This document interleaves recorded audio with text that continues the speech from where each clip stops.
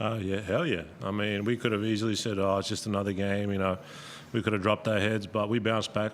We did it, obviously. We lost the game in Tassie where we shouldn't have lost. We came back home against Illawarra, had a great win. There were some things we made mistakes in Perth, but I think we competed really well for about 35 minutes. And then, obviously, to come out here and bounce back and play the way we did was really impressive from the group. Yeah, I would just piggyback on that. Since the Sydney game, we're 4-2. I think we played a lot of really, really good minutes. We've won a lot of quarters. The group's just continuing to grow. It's probably the hardest sort of road trip that we've had, and there was no excuses from the group. They were locked in today at the meeting. They were locked in at the beginning of the game. And from my perspective, the defense led to our offense. And, when we come out with that kind of energy and we guard and, be disruptive, it's really, it just fuels our offense at that point and then leads to things like DJ trailing in and the guys finding him.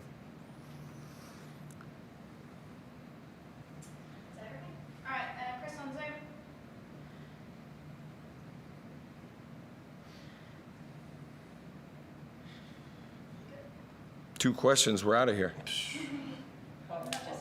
Actually, I am here. I just can't hear anything in the room. Have you got me? Yeah, we've got you. Thanks, Chris. Sorry. Okay.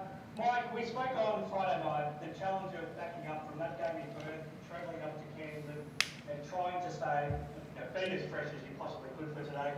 How important was it to start well in this game, just in case a little bit of fatigue crept in? And obviously you weren't banking on 7 threes from DJ, but it definitely helped. Yeah, well, I want to give credit to our support staff. I want to give credit to the physios. I want to give credit to the, Jazzy ownership for getting us up here, and then the players being truly professional and taking care of themselves. It's a quick turn, maybe the quickest that we've had with long travel. It wasn't a bad day at all. So just a credit to everybody to get everybody ready to play, and the guys were totally locked in. So, big feather there. I just couldn't be more. They were prepared in the meeting, as in they came in, they were locked in, they were ready for the game plan, and then to have that start. I think that Coach Ford does an unbelievable job. His teams play really, really hard. I think everybody was aware of, what they've done here in the last several games since they got the win down there at Illawarra. And, they played a lot of really good basketball. And, we wanted to come out. We wanted to set the tone early. You're going to be able to set the tone on your defensive end. I think everybody was locked in and, just a professional approach to the game. I'm glad you gave shout out. It's the heart and soul of your club. DJ, I remember a couple of days after CG had his 46-point game, he had his 21 3-point attempts. You sat in that chair and said that you wouldn't mind the chance to get up 21 threes in the game. You can tick that off now. Yeah, I can tick off the 21 attempts, but I wish there was 15 makes. But no, that's just obviously a credit to my guys and the coaching staff for running plays for me when I get hot. But again, most importantly is the win, and we continue our playoff push. What's that feeling like in the first quarter when you're making those shots? What's going through your mind every time you touch the ball and see one go down? Honestly, nothing. You just think it's going in every time you shoot it. I really thought the one I attempted after I hit the one near from half court that it was going in again, but I don't know. It's just the hoop becomes like a hula hoop. You can just throw it from anywhere and it goes in, and I think CG can kind of refer to that as well. Like when you get going, it's hard to stop. You had a couple of chances late to get that 11. Were you pretty keen to get to that mark too? Hell yeah, I was. I'm going to hear it later from my dad. He's probably going to say I should have made more, but again, I think I'm top of the leader now with two times that I've done this. So now it's on to CG and Bryce if they can do it again. In terms of the team, DJ, you're playing really well. I know you had to slip up in Tasmania, but now that you've got your group back, you're playing some really good basketball. Are you pretty excited about what you can do over these next 3 weeks and then hopefully into the playoffs? Yeah, 100%. I think when we start well and we're locked in defensively, we're a very hard team to stop. And obviously, we've shown it last few games, but I think we have a bit of slip-ups in that third quarter where we get these big leads and we allow teams back.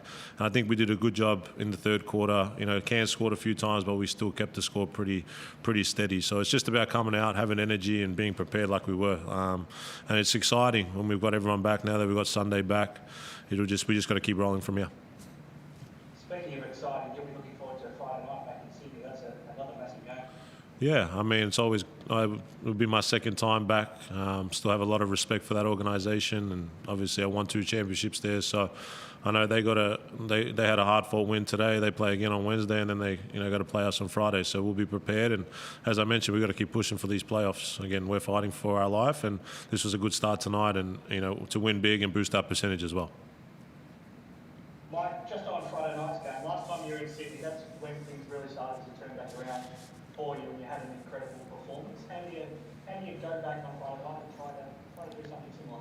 Well, I'll piggyback on what DJ said. We have a ton of respect for him, but we've been locked in. We've been locked in since that Sydney game. The guys were locked in for that one. One bounce of the ball, we went in Tasmania. I thought we played a hell of a second half against Perth. We played a lot of really good quarters, and that starts on the defensive end. We know how good a team they are. We have a lot of respect for them, and we'll dial it back in Friday night and see what happens. Just one last one. You touched on the defence, and coming to this game, Taryn Armstrong, Rob Edwards-Williams are big dangers for this Cairns team. You did a terrific job on limiting the influence of both of those guys. Well, they were a big point of emphasis, I'll say that. We know how good of players they are downhill.